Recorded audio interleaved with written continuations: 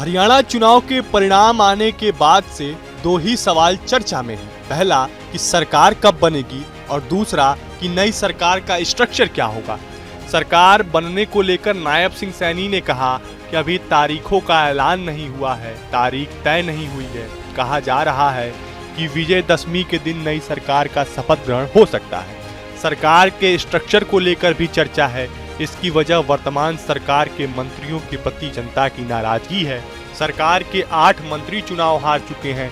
ऐसे में कहा जा रहा है कि हरियाणा में जो बीजेपी की सरकार बनेगी उसमें नए लोगों का दबदबा होगा। चुनाव के बाद मुख्यमंत्री पद को लेकर बीजेपी ने कुछ भी नहीं कहा, लेकिन पार्टी के बड़े नेता पहले ही नायब सिंह सैनी को मुख्यमंत्री का चेहरा बता चुके हैं। हरियाणा के चुनाव प्रभारी धर्मेंद्र प्रधान तो साफ साफ कह चुके हैं कि सरकार आने पर सैनी ही मुख्यमंत्री बनेंगे। चुनाव के बाद मुख्यमंत्री पद को लेकर बीजेपी ने कुछ भी नहीं कहा, लेकिन पार्टी के बड़े नेता पहले ही नायब सिंह सैनी को मुख्यमंत्री का चेहरा बता चुके हैं। ऐसे में कहा जा रहा है कि सैनी ही हरियाणा के नए मुख्यमंत्री हो सकते हैं। सैनी ने प्रधानमंत्री नरेंद्र मोदी और बीजेपी के बड़े नेताओं से मुलाकात भी की। जल्द ही पार्टी की तरफ से इसकी आधिकारिक घोषणा को लेकर प्रक्रिया भी शुरू की जा सकती है। हरियाणा में मुख्यमंत्री समेत कुल 14 मंत्री बनाए जा सकते हैं। पिछले सरकार के 8 मंत्री चुनाव हार चुके हैं। 3 मंत्रियों के टिकट काटे गए थे। सिर्फ 2 मंत्री चुनाव जीतने में सफल रहे। चुनाव परिणाम के बाद सैनी कैबिनेट में नए चेहरे को तवज्जो दी जाएगी। कहा जा रहा है जिस तरह से गैर जाटों ने लामबंद होकर पार्टी के पक्ष में मतदान किया है, उससे कैबिनेट में उन्हीं जातियों को ज्यादा तरजीह मिल सकती है। बीजेपी के पक्ष में दलित, अहिर, गुज्जर और अन्य गैर जाट ओबीसी के साथ ब्राह्मण और राजपूतों ने भी जमकर मतदान किया है। ऐसे में सरकार में इन जातियों का सियासी दबदबा दिख सकता है।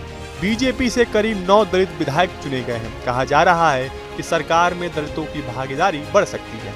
नायब सिंह सैनी पिछली सरकार में 2 मंत्री दलित समुदाय से थे। ब्राह्मण और राजपूत समुदाय से भी इस बार ज्यादा विधायक जीते हैं। ऐसे में इन समुदाय की भागीदारी भी कैबिनेट में बढ़ सकती है। 2014 में जब हरियाणा में अपने दम पर बीजेपी ने सरकार बनाई थी, तब डिप्टी सीएम किसी को नहीं बनाया गया था। हालांकि 2019 में जेजेपी के दुष्यंत चौटाला जरूर डिप्टी सीएम बने थे। अब नई सरकार में डिप्टी सीएम बनाया जाएगा या नहीं, इस पर अभी फिलहाल सस्पेंस कायम है। हालांकि यूपी, एमपी, राजस्थान जैसे राज्यों में बीजेपी ने डिप्टी सीएम बना रखे हैं।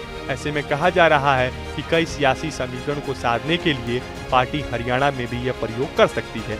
केंद्रीय मंत्री राव इंद्रजीत सिंह ने चुनाव जीतने के बाद कहा कि दक्षिण हरियाणा के लोगों ने लगातार 3 बार बीजेपी को भरपूर समर्थन दिया है। ऐसे में वक्त आ गया है कि बीजेपी भी इधर देखे। कहा जा रहा है कि राजस्थान, मध्य प्रदेश, उत्तर प्रदेश के मॉडल पर हरियाणा में बीजेपी 2 डिप्टी सीएम बना सकती है। हालांकि पार्टी की तरफ से इस पर अभी कुछ नहीं कहा गया है।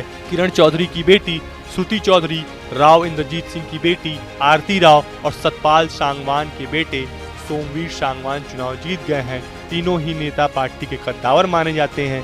ऐसे में सवाल उठ रहा है कि क्या इन तीनों के बच्चों को कैबिनेट में जगह मिलेगी।